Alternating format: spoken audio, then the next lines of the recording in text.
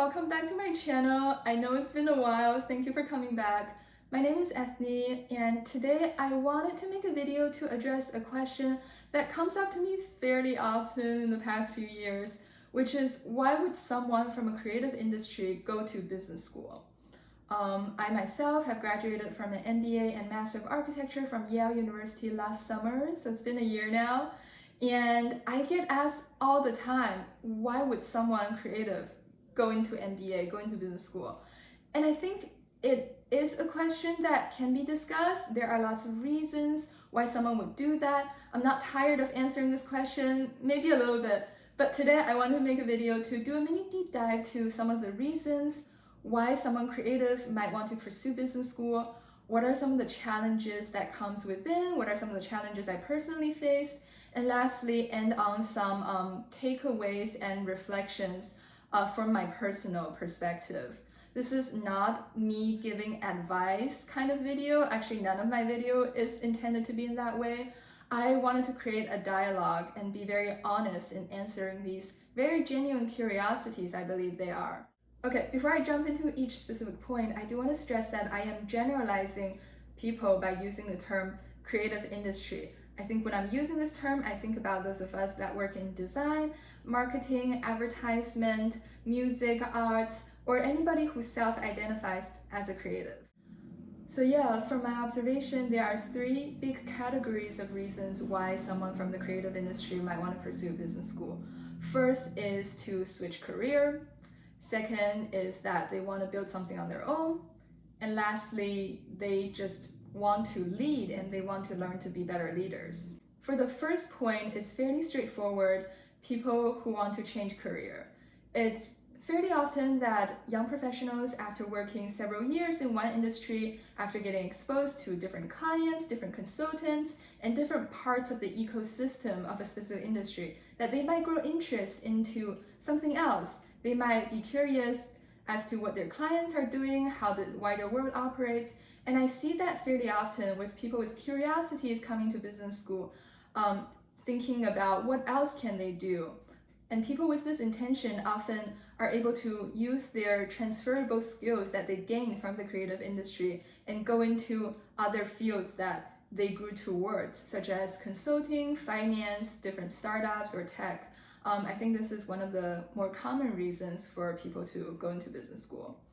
And secondly, which is also a very common reason, is that people want to build something on their own, whether it's right out of business school or sometime in the distant future.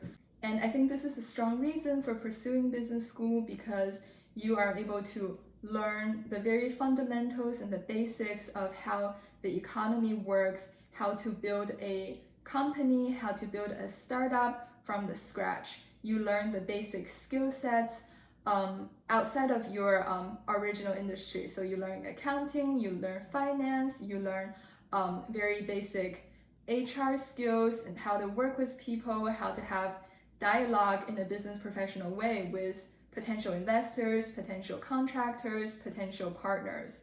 And I think this 1 to 2 years business school gives people a very safe space to trial and error, to experience how that feels, and to learn without judgments. So I see this as a very good opportunity for someone who is either committed to building something on their own right now or sometime in the future. You will meet a lot of like-minded people who are also going through this stage, who have either taken a couple more steps than you or who are also just thinking in the incubator period. And this is the second main reason from my observation. And lastly, which is a more generic reason for someone to pursue business school, which is they want to lead. They want to understand how the wider system works. They want to gain more skill sets to how to work with people, how to organize teams and structure to become better leaders for their industry. And I think that is a very valid reason. I personally think that leadership comes with experience. So you can learn from theory, you can trial and error in business school, but it does require actual industry experience later on to be executed. So yeah, those are the three big reasons that I observed. And secondly, I want to jump into some of the challenges that specifically people from the creative industry might face during the process of going to business school. I think addressing challenges in a very honest way is important because since this is not a common path for a lot of people, I feel like a lot of the difficulties are very opaque and kind of hidden. People don't like to talk about them. So today I want to talk about like the two biggest challenges that I personally faced. First is academic, second is more environmental stimulated, which is the finance and the environmental factors. So first for the academics, I think it was challenging for me and for some of my other peers coming from the creative industry simply because we had less exposure to some of the core curriculums compared to other peers. Like for example, business school learning is very rapid. It's not like undergrad where you get like a full semester to explore a very specific like fundamentals to accounting, fundamentals to economics. Business school often have this half semester or like 6-week schedule where you have to learn something very fast and be able to be at the same speed as your peers. It can be difficult. For example, the accounting and finance classes required a certain degree of fundamental knowledge that would be very helpful if you came to business school having that equipped.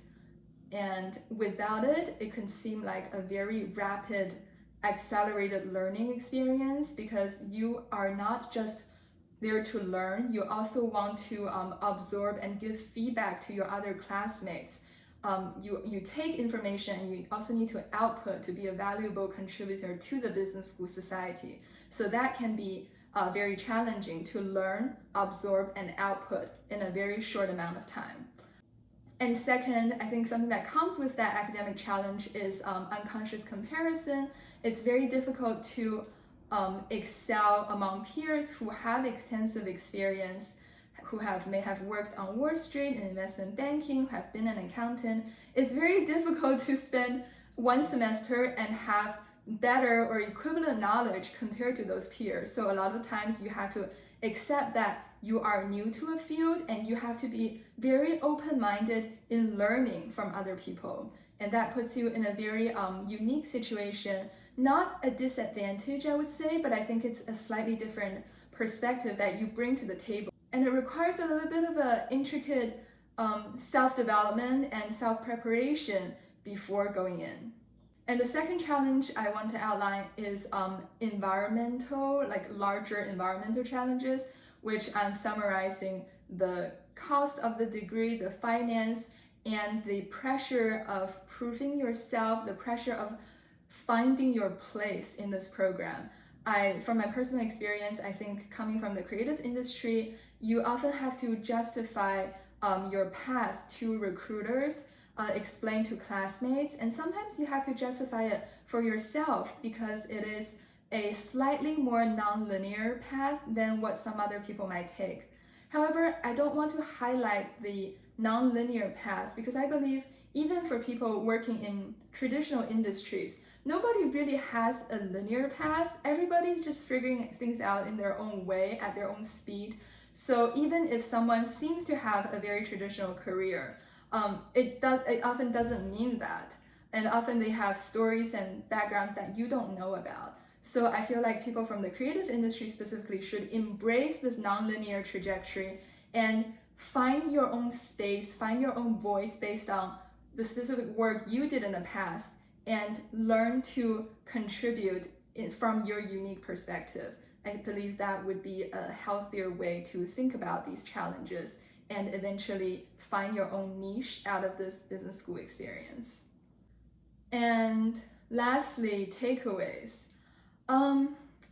I don't know how to address this, to be very honest, because I feel like everyone has a different set of takeaways from business school. And again, as I mentioned before, I'm not in a position to give advice, but I am able to say that I had a great experience personally. And if someone comes to ask me, should I go to business school? I would not have an answer for you because that answer is within you. Only you would know what suits you the best at different stages of your life. And I think what I can do is to provide some of the reasons why someone else would go through this process, because it is a very labor intensive and financially intensive 1 to 2 years of your life. And if you are certain this is something you want to do, then I wish you all the best. So yeah, thank you so much for watching this video. I will aim to post more videos in the future. I've been working very hard at my job and my personal development recently. But yeah, thank you so much and see you next time. Bye.